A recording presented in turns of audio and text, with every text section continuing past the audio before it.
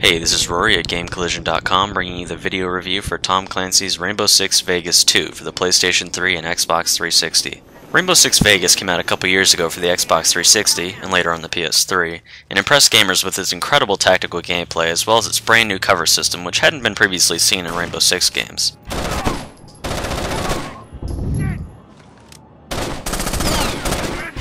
Now we're here with the sequel, and while it's still a great game, the improvements are just not enough.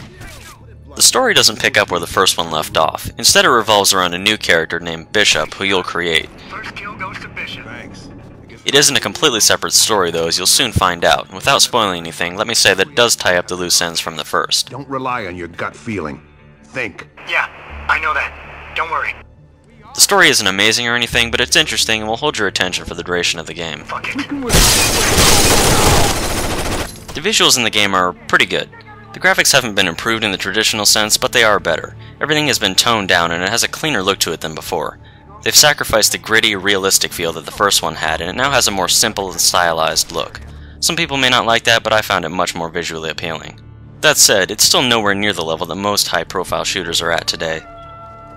The audio is one of the biggest disappointments with the game. It's exactly the same as before. Every piece of music and every sound effect is identical to the first game. The music is generic and boring in the menus, and in the game it's just plain annoying.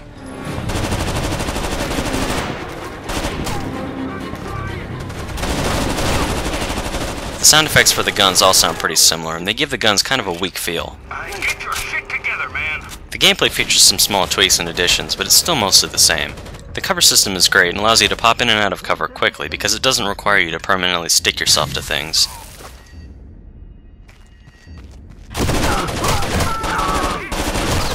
It still works well, but it has its problems that unfortunately haven't been resolved.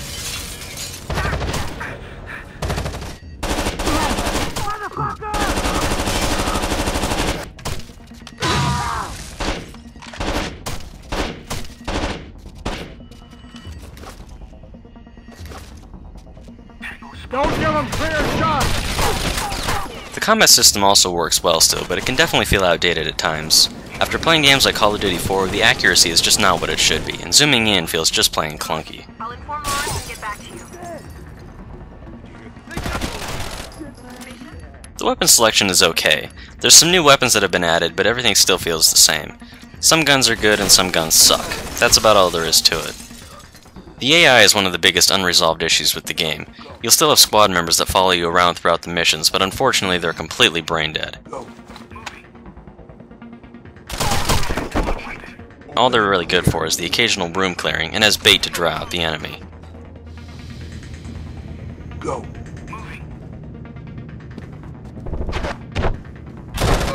They're more harmful than they are helpful.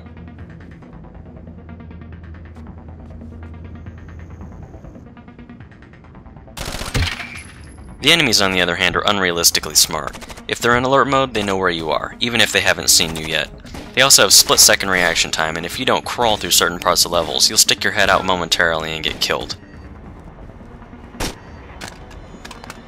One nice addition to the gameplay is the sprint mechanic. It can really help out when you need to move up in order to get a jump on the enemy, but need to do so quickly so you don't get killed.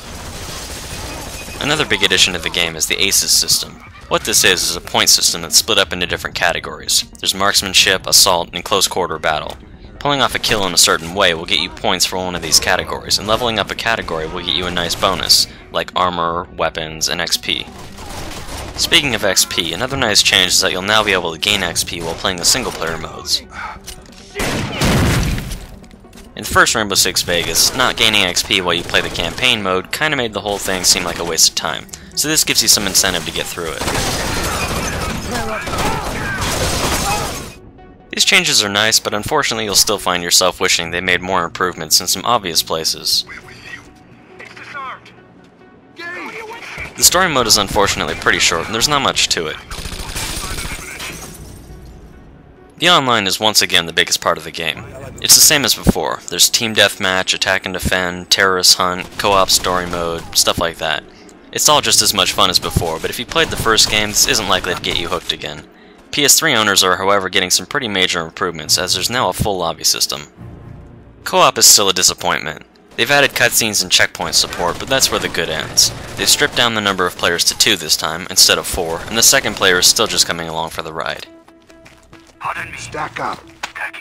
You can't issue commands or activate mission objectives, and that can leave one person feeling a bit left out.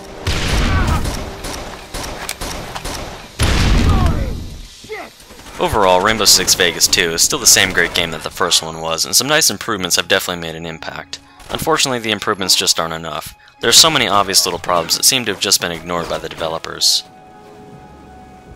For those who played the first and enjoyed it, I don't think it's worth the $60, but a rental is definitely in order.